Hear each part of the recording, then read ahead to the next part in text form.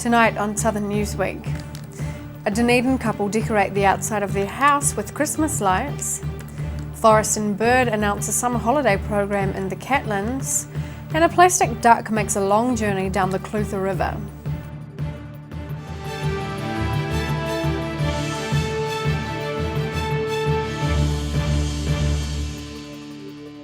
Kia ora, I'm Sophie Morris.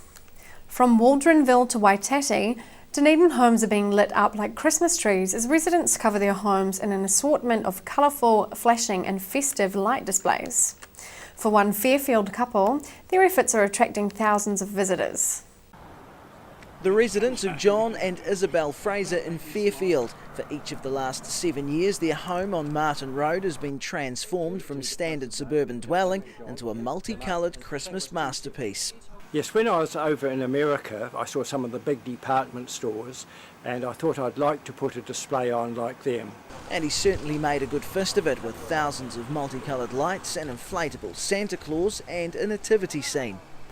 It takes about 1 week to put the lights up, and each of those boards, picture boards, has been made by me from a string of lights and a bit of plywood.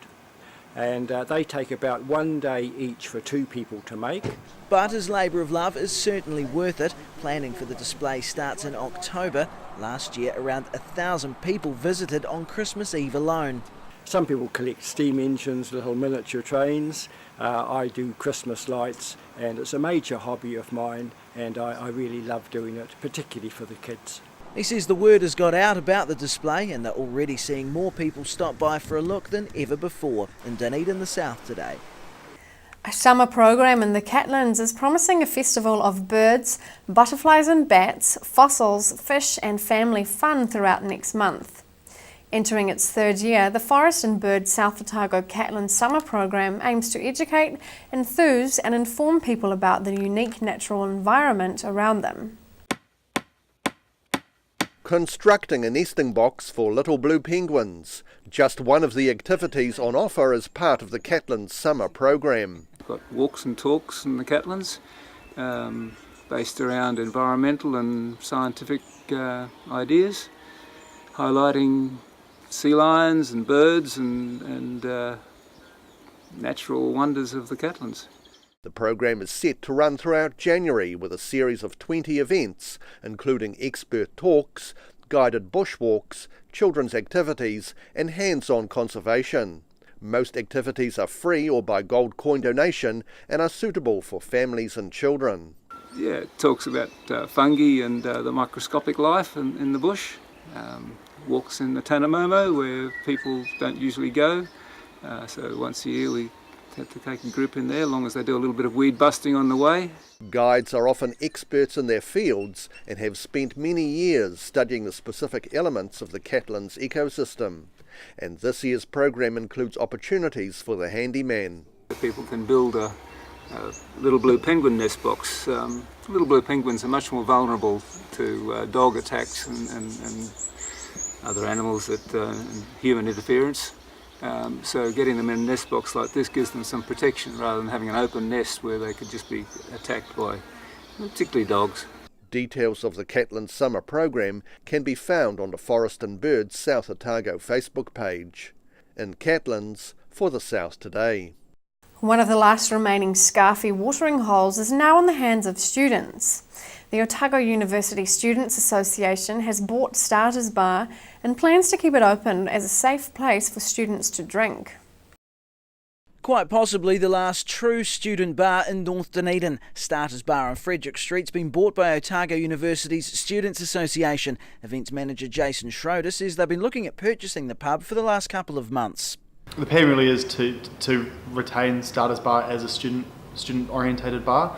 So that means kind of creating an entertainment program that is focused and catered to the student market. We really want to create a space that students feel they have ownership of.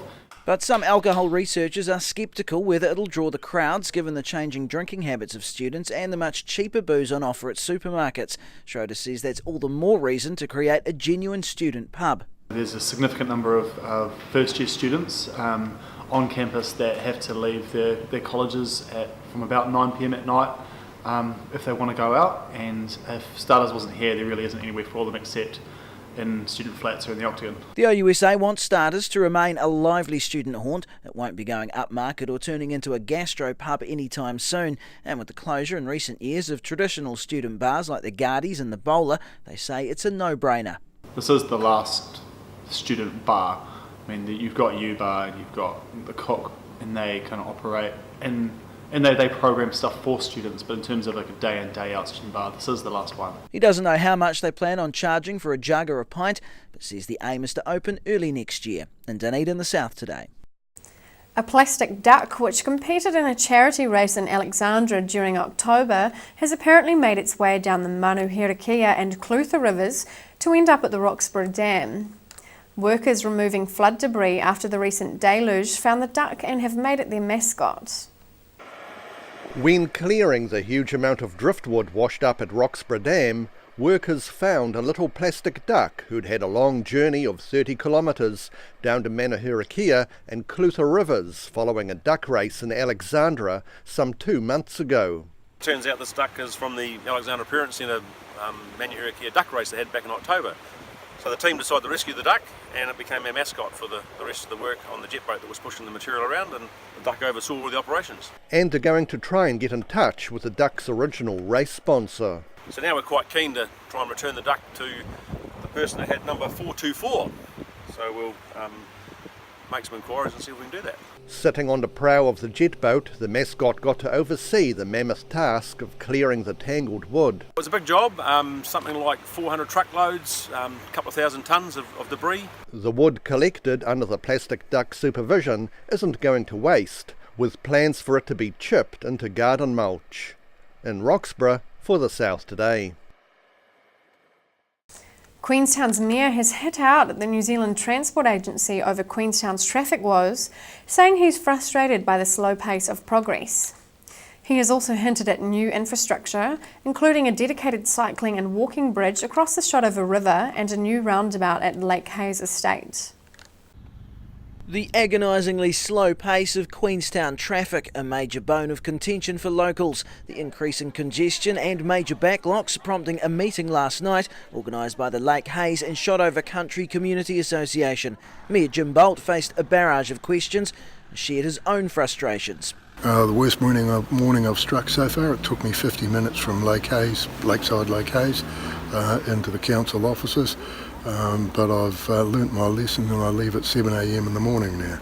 That's nearly 5 times as long as it took him a few decades ago. Bolt says several ideas have been floated to ease the district's traffic woes, but the pace of progress is slow. And I just get very frustrated over how long it takes to come to these decisions. Another hot topic was the recently revealed $100 million gondola, with developer Alistair Porter addressing the crowd about his big-ticket proposal.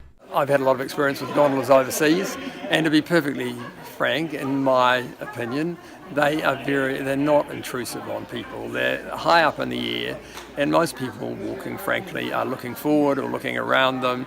It's quite difficult to walk looking up in the air. Porter's latest proposal includes a commuter option to help ease traffic problems. There are very few opportunities that you get like gondolas where you can enable large numbers of people to enjoy the environment without putting a foot on it. Some new infrastructure was hinted at, including a dedicated cycling and walking bridge across the Shotover River and a new roundabout at Lake Hayes Estate. Whether it's enough to mitigate the current congestion is anyone's guess. In Queenstown, the South Today. The Canterbury settlement of Waiā was one of the hardest hit in the November 2016 earthquake. Many buildings and facilities were badly damaged or destroyed, including the Waiā School pool. The historic Waiā Lodge Hotel has been closed since the 2016 Kaikoura earthquake. Proprietor Michelle Berry and her business partner are running a temporary hotel to make ends meet, while both are living in temporary accommodation. That's correct, and our power is still with fire extension cord that reaches goes from my portacom to the shed to the tavern. So we've got power. I've got to be careful when you run to the early hours in the morning because you've got to come to the toilets here. For a shower, it's in the women's toilets. Just what we call extended camping. At least we've got somewhere to lay our heads. Thanks to United Support. The reason I have a portacom was the support from a person in Amberley tyres. Otherwise, yes, I'll probably be still sleeping in the van. And Berry says they weren't able to trade for half a year following the quake. Since then, she is cordoned off. We're still waiting on planning and costings for her. We currently reside outside still. We have the tavern running for now to keep us going. We didn't trade for just under 6 months, so that was when the tavern wasn't there. The 2016 earthquake wasn't the first time Berry lost practically everything and had to start again. Yeah, didn't you? No, I didn't escape them really. Well, I lost my house. I hung in there for 4 years. I kept 2 blogs. I kept all the information all dated, and then decided I'd had enough getting up, working from 9 to whatever time it was in town. So Lindsay, I've known for 20-something years, went and seen him, and I said, should we try to work out some finances and get a pub somewhere? Because a few people in my family have had hotels or have hotels, but it's definitely not a job I'd probably jump at again, a career. It's hard work. She says the temporary Waiau Tavern is serving its purpose for her and the locals, and despite it being a tough lifestyle, she's keen to reopen the historic Waiau Lodge Hotel again. And to that end, they're running a fundraising campaign through social media. In Waiau, the South Today. Still to come on Southern Newsweek.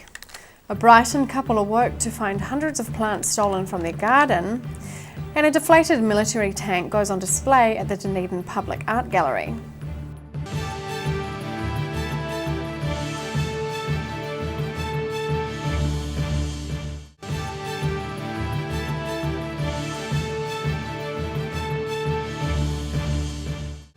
Welcome back.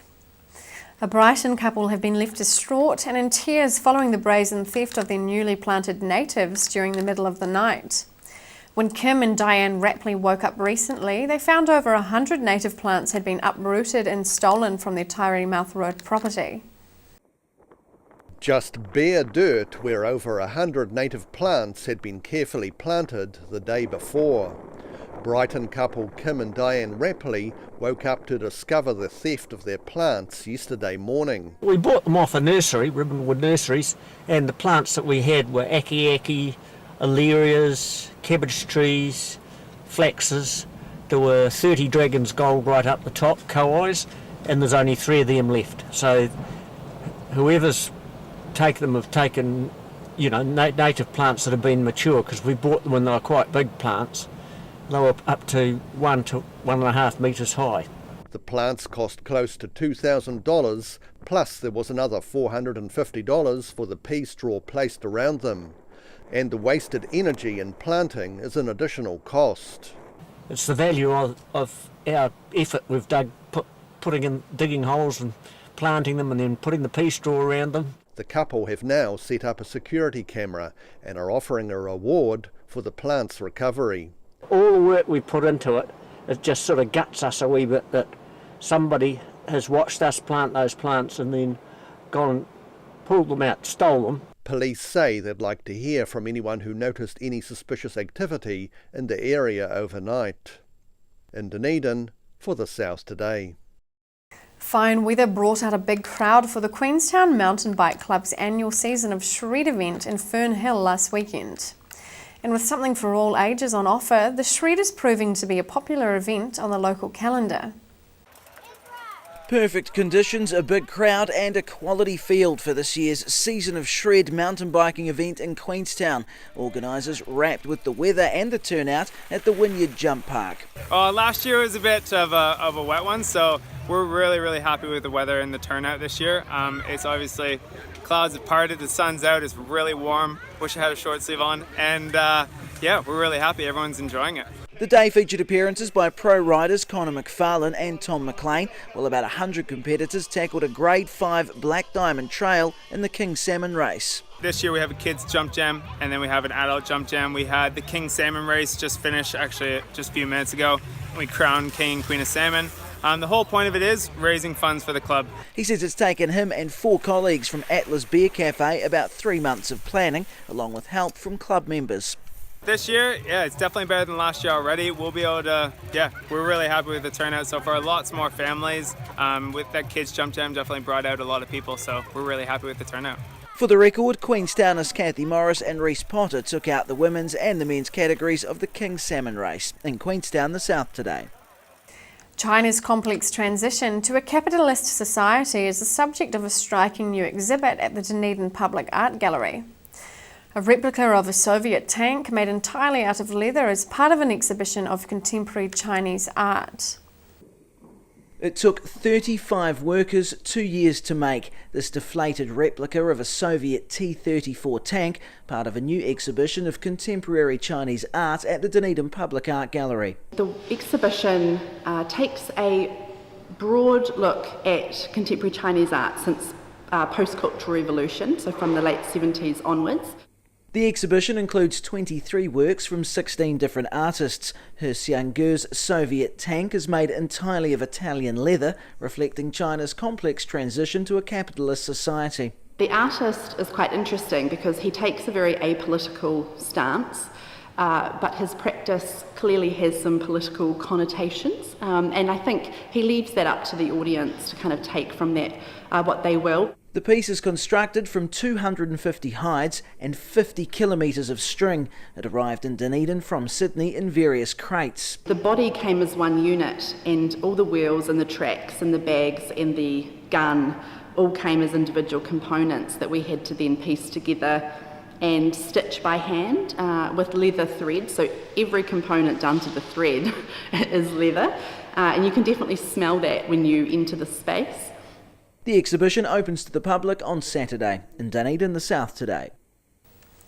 More than 600 people soaked up the sun at the recent annual long lunch in Arrowtown. They sat at tables stretching along Buckingham Street, enjoying food from over a dozen of the township's restaurants.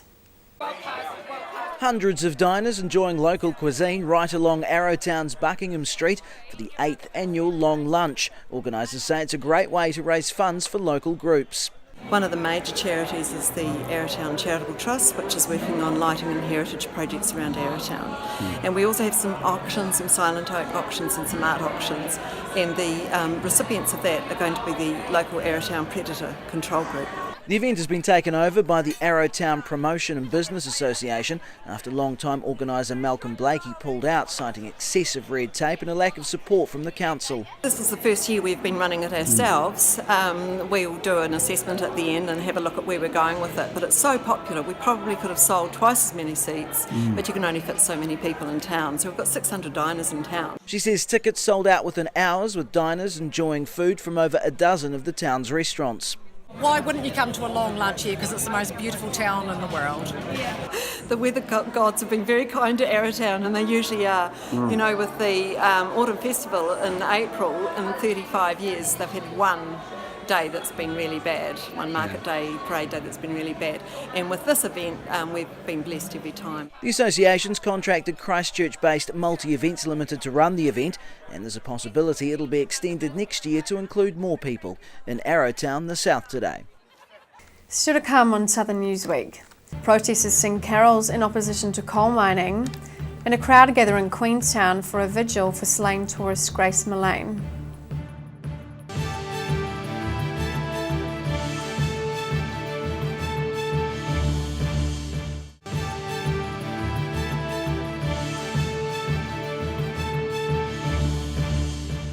Welcome back. Climate change campaigners have held a Carols Against Coal event in the Octagon recently. The protest was deliberately held at 12 noon on the 12th day of the 12th month. The group says the number is significant, as some environmentalists believe the world has just 12 years left to reduce global warming. Christmas carols against coal use.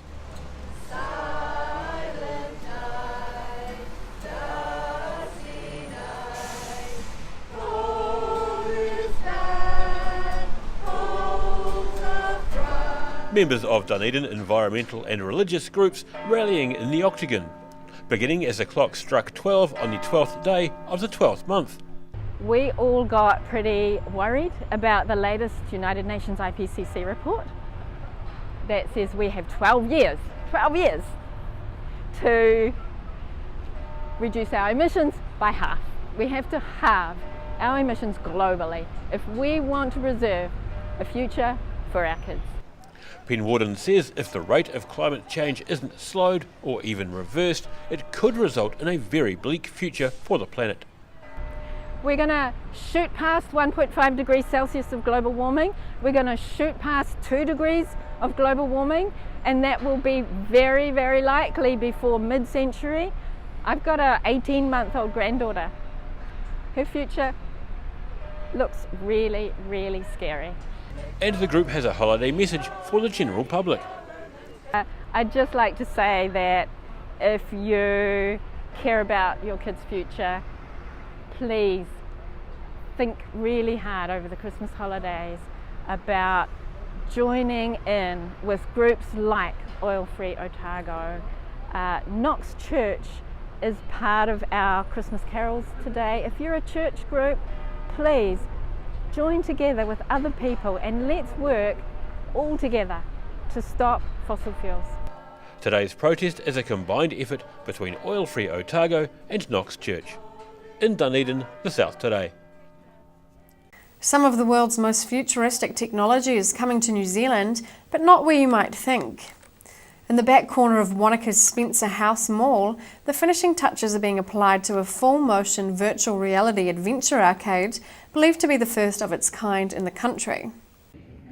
Wanaka's latest high-tech attraction. Realm is the brainchild of IT professionals Chris Popperwell and Devon Sansbury, and the full-motion virtual reality adventure arcade has been 5 years in the making. It's an experience like nothing else in New Zealand. We are the first to bring this kind of experience to New Zealand. It is a completely immersive, kinetic experience with virtual reality. The cutting-edge technology's been imported from China, and with 10 omnidirectional treadmills, Popperwell says it'll appeal to a range of users.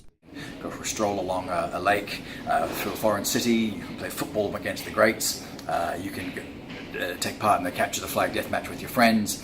Anything that you can do that involves motion in a game, these rigs will put you into the game. He says they wanted to keep in line with Wanaka's fitness and health theme of everything being so active. The equipment means users aren't stationary, and it isn't all about first-person shooter games.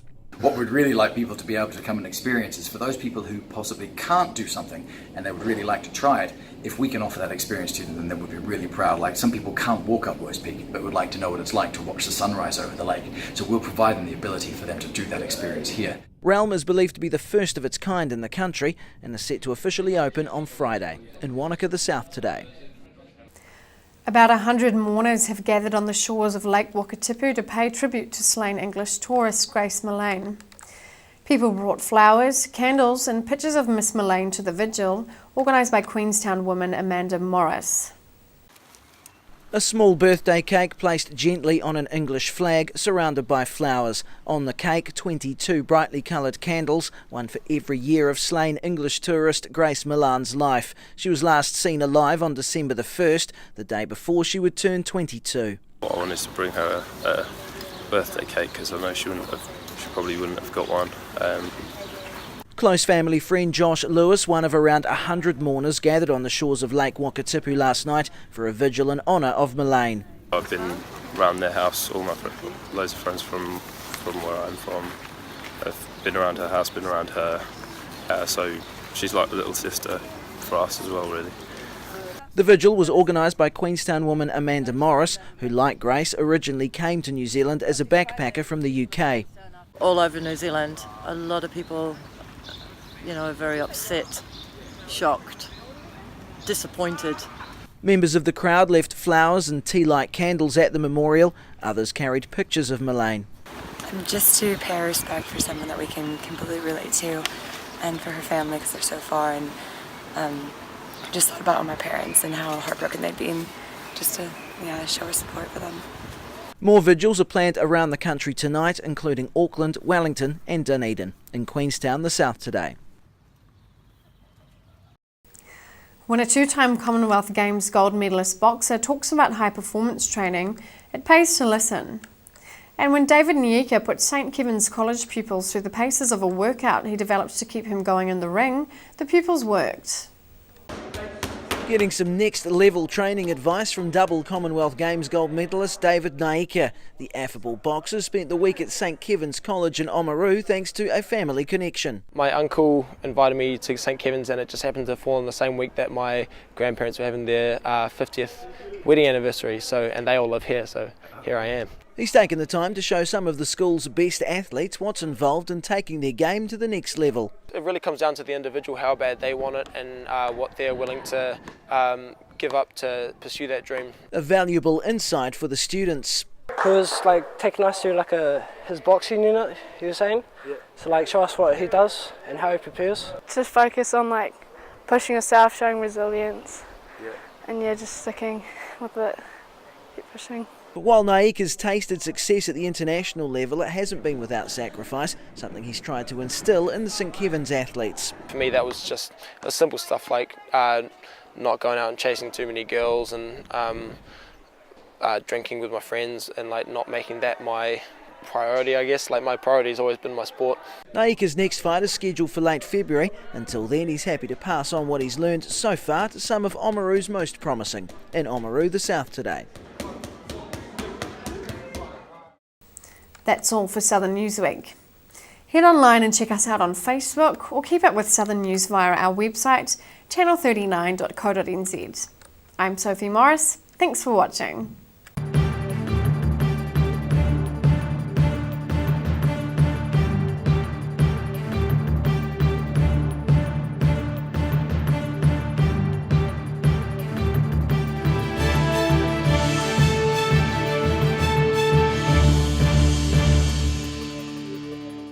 Supporting local content so you can see more of New Zealand on air.